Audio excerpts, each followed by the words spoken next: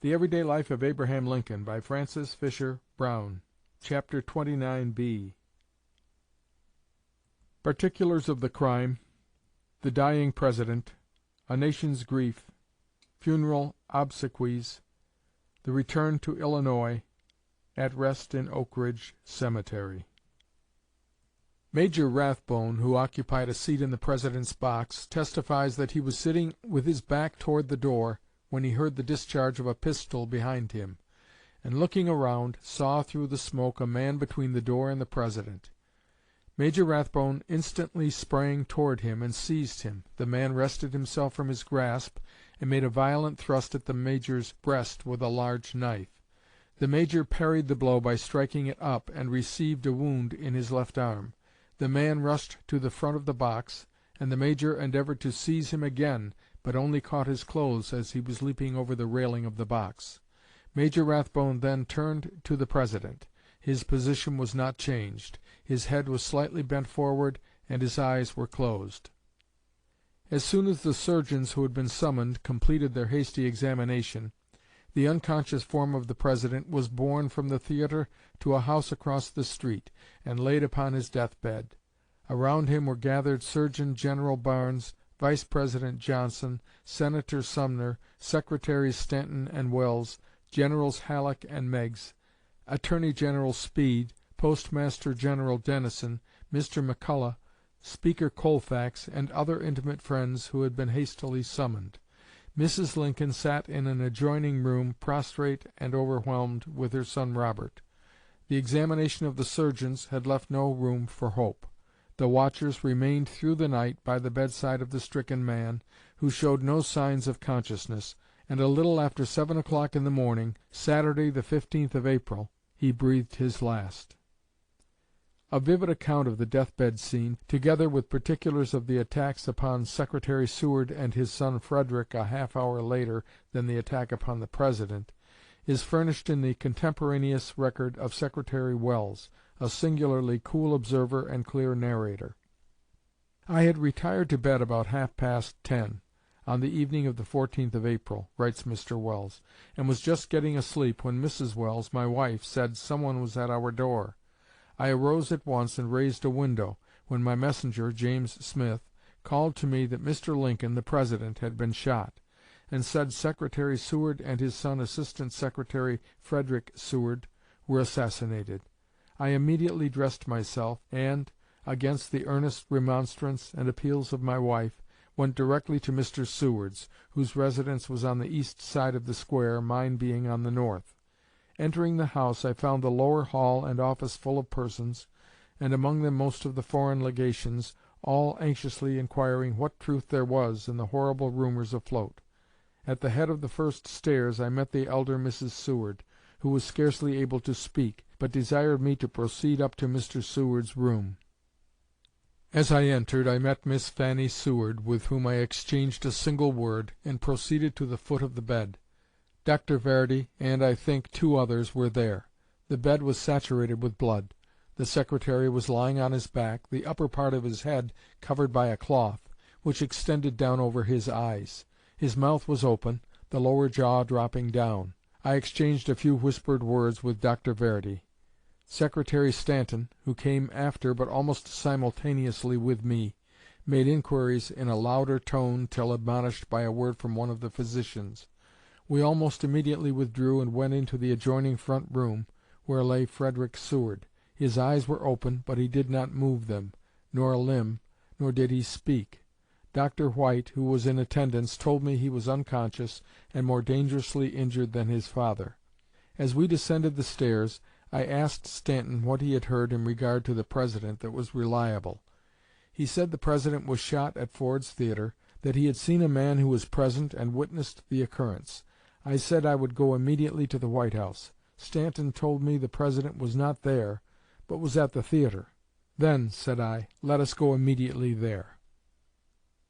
The President had been carried across the street from the theatre to the house of a Mr. Peterson. We entered by ascending a flight of steps above the basement, and passing through a long hall to the rear, where the President lay extended on a bed, breathing heavily. Several surgeons were present, at least 6, I should think more. Among them I was glad to observe Dr. Hall, who, however, soon left. I inquired of Dr. H. as I entered the true condition of the President. He replied the President was dead to all intents, although he might live 3 hours or perhaps longer. The giant sufferer lay extended diagonally across the bed, which was not long enough for him. He had been stripped of his clothes. His large arms, which were occasionally exposed, were of a size which one would scarce have expected from his spare appearance. His slow, full respiration lifted the clothes with each breath that he took. His features were calm and striking. I had never seen them appear to better advantage than for the first hour, perhaps, that I was there. After that his right eye began to swell, and that part of his face became discolored. Senator Sumner was there, I think, when I entered. If not, he came in soon after, as did Speaker Colfax, Mr. Secretary McCulloch, and the other members of the Cabinet, with the exception of Mr. Seward.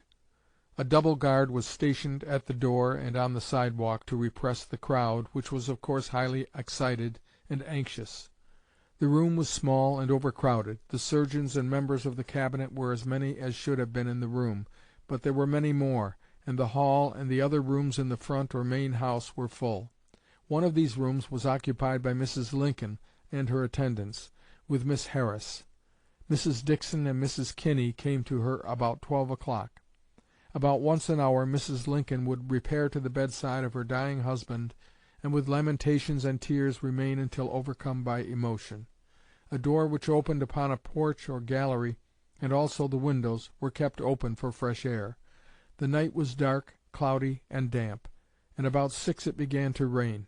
I remained in the room until then without sitting or leaving it, when, there being a vacant chair which someone left at the foot of the bed, I occupied it for nearly 2 hours, listening to the heavy groans, and witnessing the wasting life of the good and great man who was expiring before me. A little before 7 in the morning I re-entered the room, where the dying President was rapidly drawing near the closing moments. His wife soon after made her last visit to him. The death struggle had begun. Robert, his son, stood with several others at the head of the bed. The respiration of the President became suspended at intervals, and at last entirely ceased at 22 minutes past 7 o'clock. The news of the President's assassination flashed rapidly over the country, everywhere causing the greatest consternation and grief. The revulsion from the joy which had filled all loyal hearts at the prospects of peace was sudden and profound. All business ceased, and gave way to mourning and lamentation.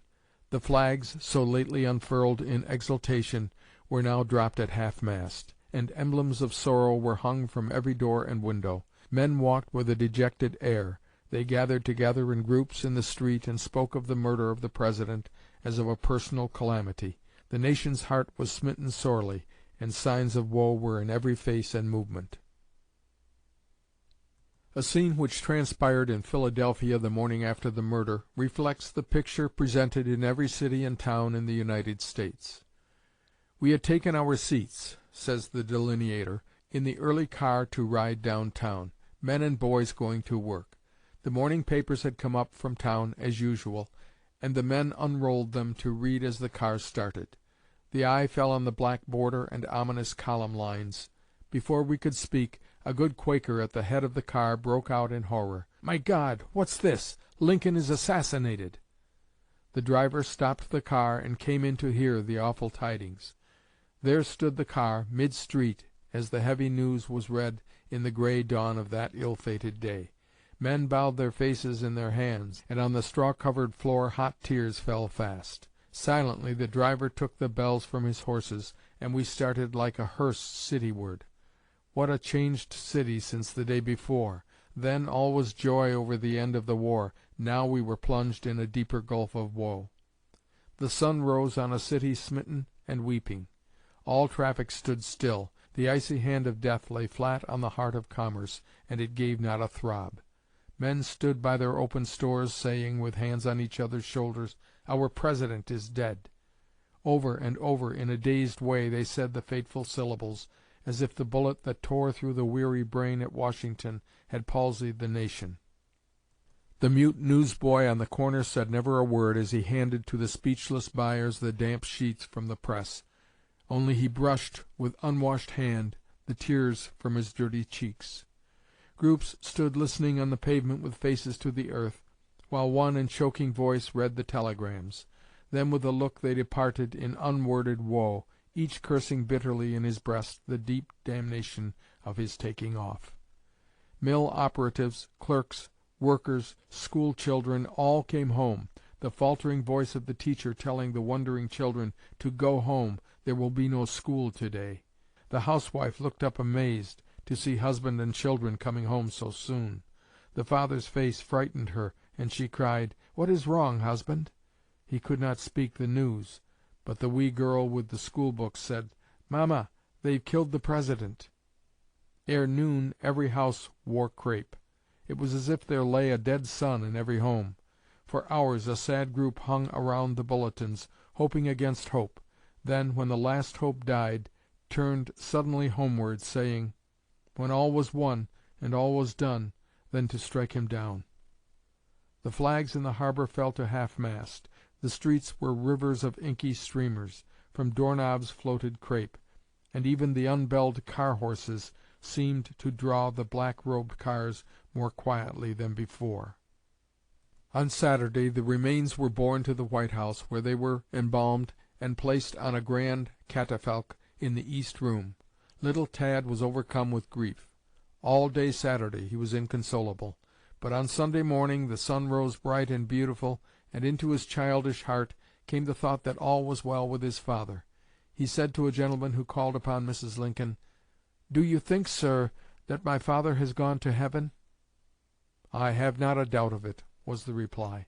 "Then," said the little fellow in broken voice, "I am glad he has gone there, for he was never happy after he came here. This was not a good place for him." Tuesday the White House was thrown open to admit friends who desired to look upon the still form as it lay in death. Wednesday, the 19th, the funeral services took place. Mrs. Lincoln was too ill to be present, but her two sons sat near the coffin in the East Room.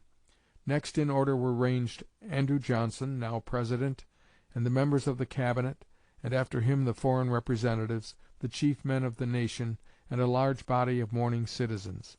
The services were conducted jointly by the Rev. Dr. Hall, Bishop Simpson, Dr. Gray, and the Rev. Dr. Gurley, the latter delivering the discourse. At 2 o'clock the funeral cortege started for the Capitol, where the remains were to lie in state until the following morning. The procession was long and imposing. "There were no truer mourners," says Secretary Welles, "than the poor colored people who crowded the streets, joined the procession, and exhibited their woe, bewailing the loss of him whom they regarded as a benefactor and father. Women as well as men, with their little children, thronged the streets, sorrow and trouble and distress depicted on their countenances and in their bearing. The vacant holiday expression had given way to real grief." The body was borne into the rotunda amidst funeral dirges and military salutes, and the religious exercises of the occasion were concluded. A guard was stationed near the coffin, and the public were again admitted to take their farewell of the dead. While these obsequies were being performed at Washington, similar ceremonies were observed in every part of the country. It had been decided to convey the remains of Lincoln to the home which he left 4 years before with such solemn and affectionate words of parting. The funeral train left Washington on the 21st. Its passage through the principal Eastern States and cities of the Union was a most mournful and impressive spectacle. The heavily craped train, its somber engine swathed in black, moved through the land like an eclipse. At every point vast crowds assembled to gain a tearful glimpse as it sped past.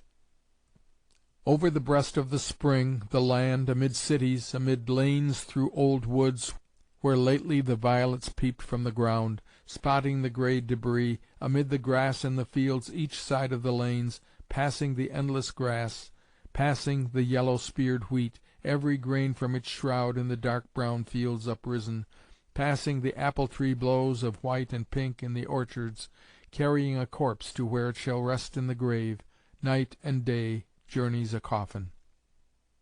Coffin that passes through lanes and streets, through day and night, with the great cloud darkening the land, with the pomp of the in-looped flags, with the cities draped in black, with the show of the states themselves as of crape-veiled women standing, with processions long and winding in the flambeaux of the night, with the countless torches lit, with the silent sea of faces and the unbared heads, with the waiting depot, the arriving coffin, and the sombre faces, with dirges through the night, with the thousand voices rising strong and solemn, with all the mournful voices of the dirges poured round the coffin, the dim-lit churches and the shuddering organs, with the tolling bells' perpetual clang. At the principal cities, delays were made to enable the people to pay their tribute of respect to the remains of their beloved President. Through Baltimore, Harrisburg, Philadelphia, the train passed to New York City, where a magnificent funeral was held; thence along the shore of the Hudson River to Albany; thence westward through the principal cities of New York, Ohio, and northern Indiana, the cortege wended its solemn way, reaching on the 1st of May the city of Chicago. Here very extensive preparations for funeral obsequies had been made by the thousands who had known him in his life, and other thousands who had learned to love him and now mourned his death.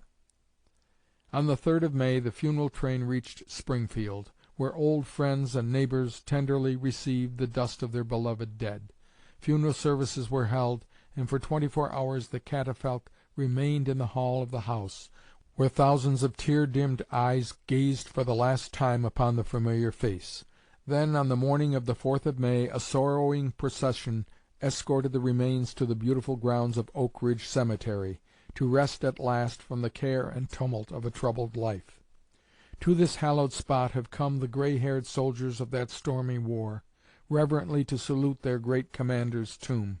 Here shall long be paid the loving homage of the dusky race that he redeemed, and pilgrims from every land, who value human worth and human liberty, bring here their tributes of respect.